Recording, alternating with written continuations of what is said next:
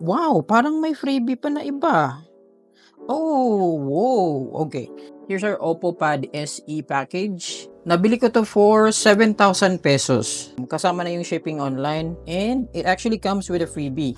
Kasi binili ko 'to nung launch date. So, meron tayong napakagandang Oppo Enco Buds 2 original, maganda, plus an Oppo Pad case.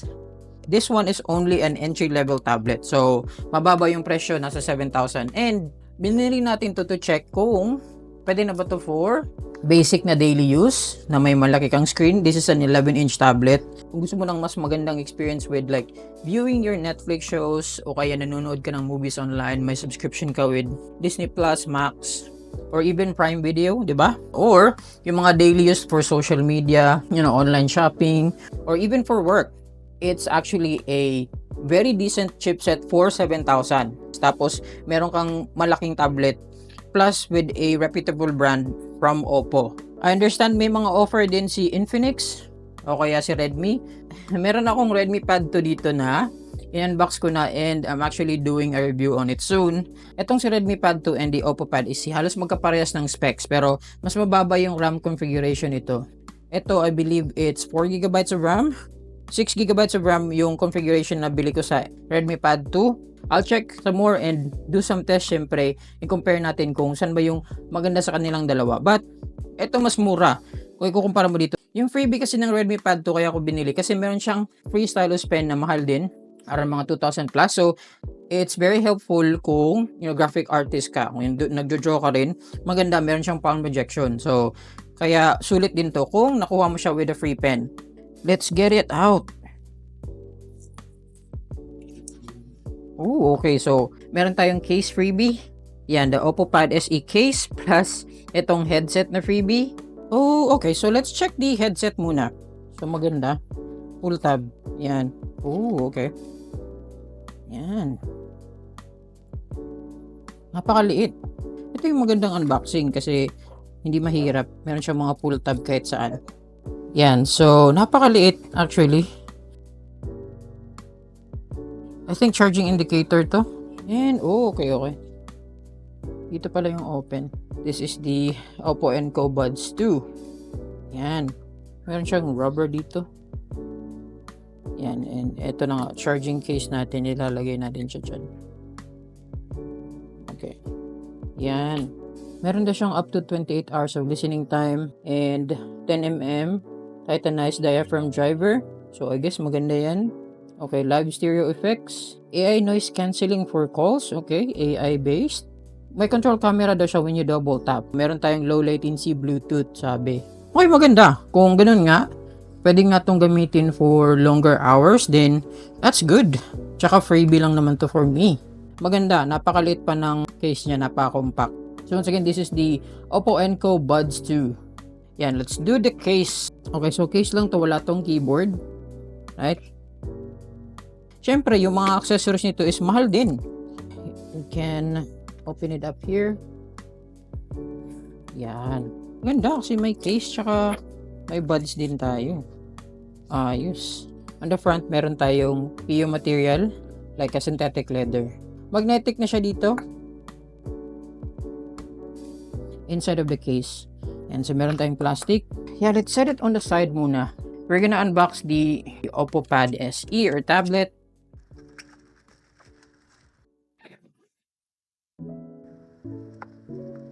I think this is gonna be our charging accessory.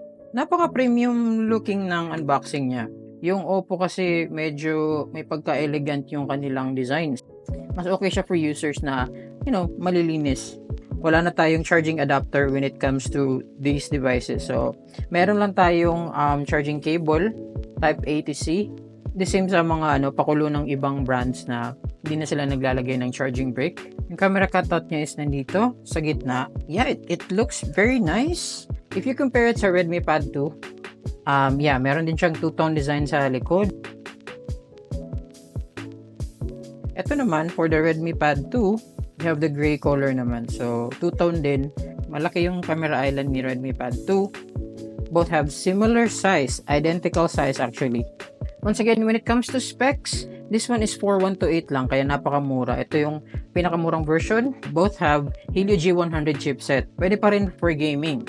Kahit na mag-game ka ng like Honor of Kings, ML, CODM, or even low graphics na Genshin Impact and Wuthering Waves, yung mga sikat na games, if you like, pwede pa rin siya, but don't expect too much. This is an entry-level tablet, and this is mostly used for media consumption and social media. Dito naman, sa upper side ng buttons natin, meron tayong volume rocker, plus I believe that's a microphone.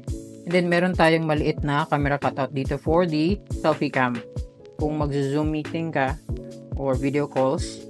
Ito on top, meron tayong speaker grill, I believe another microphone, our USB for charging na it's capable of 33 watts. Ito yung power button natin on the left, plus dalawa pang speakers. Wala na siya sa baba, wala tayong SIM card slot.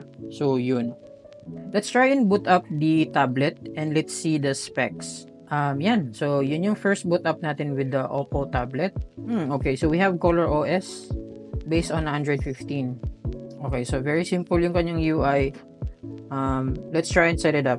Okay, so meron tayong password and face unlock. Ayan, so here's our initial setup with the tablet. Mapapansin nyo, malaki yung bezels on the side and that's perfectly fine. Tablet should have bezels para mahawakan mo siya on the sides ng maayos. The screen is 1080p resolution, so maganda to for viewing your shows. Very clear and vibrant naman yung color niya kung makikita mo, and actually wala masyadong bloatware. Halos stock Android yung experience mo. So let's go to the settings real quick. Let's turn on dark mode, syempre para mas madaling mabasa. If you wanna set up your eye comfort, low brightness, tsaka magiging mas yellowish yung screen to protect your eyes. This one is actually 90Hz for the refresh rate. So pwede mo siyang standard na 60Hz or 90Hz. So wala siyang dynamic. Yan, meron din tayong up layout for the landscape orientation. Once again, we're running Color OS 15 based on Android 15, and we have a total of 128 gigabytes of storage. Then naka 4 gig RAM lang tayo, but it's good kasi meron tayong RAM expansion. So RAM expansion actually helps with the performance of your device. So kahit na may 4 gig ka na yung initial RAM configuration, pwede mo siyang i-expand to 4 gigabytes to better the performance. And subok ko na yan in many devices na ginagamit ko with the RAM expansion actually helps with the performance. Hindi na kagaya dati na pangit yung RAM extension when it first came out. Ngayon, yung RAM extension actually helps. So, i-max out nyo yan kung gusto nyo. Pwede kang mag-extend ng 1 gig RAM, 2 gig RAM, or 4 GB ng RAM. So, once again, meron tayong Helio G100 plus the 9340 mAh battery. So, makunat to. It supports 33 watts of charging. Our cameras are 5MP sa front, plus the back camera is also 5MP. Hindi masyadong maganda yung resolution, so sa mga budget devices na ganito, you cannot expect the best camera. But it's usable kung kailangan mo ng camera talaga for documents or, quick snapshots kung gusto mo, pwede naman. It's very usable, maganda. And the 11-inch of screen. Now, this is an IPS screen, hindi siya AMOLED, but it has very good viewing angles at saka very clear pa rin yung screen. So, iba na kasi yung mga LCD IPS screens today. Hindi na sila kagaya dati na pangit. Especially na for indoor use. Syempre, hindi na siya masyadong ideal outside. Medyo reflective yung screen niya kung makikita mo. For budget devices, ganun talaga, reflective talaga yung screen. Nasa mga premium devices lang yung meron siyang anti-glare technology for the screen. Hindi naman siya masyadong noticeable. Basta, huwag mo lang gamitin yung tablet mo na may ilaw sa likod to reduce the glare. Wala namang dedicated AI features dito. It actually looks like a stock version ng Android. So, let's check the connection and sharing. So, meron tayong screencast and multi-screen connect. You can actually share it with an iPhone. Makikita mo. I guess you can connect it wirelessly to a printer. Actually, Wi-Fi lang tong version natin. I believe you can connect this tablet wirelessly via Bluetooth. So, kunwari may screencasting kang gusto on your TV, kung makikita mo, lumalabas yung TV ko dito via Bluetooth. Okay, so meron naman tayong mga gandang themes dito if you want. Pwede tayong mamili. Ayan, no? Okay, so ang ganda ng interface niya dito with the Color OS. So it looks nice. I'll go ahead and test it out. But so far, this is our Oppo Pad SE with all of its accessories. Thank you so much sa panonood. And look out for my review of this pad kung maganda ba talaga siya o hindi soon.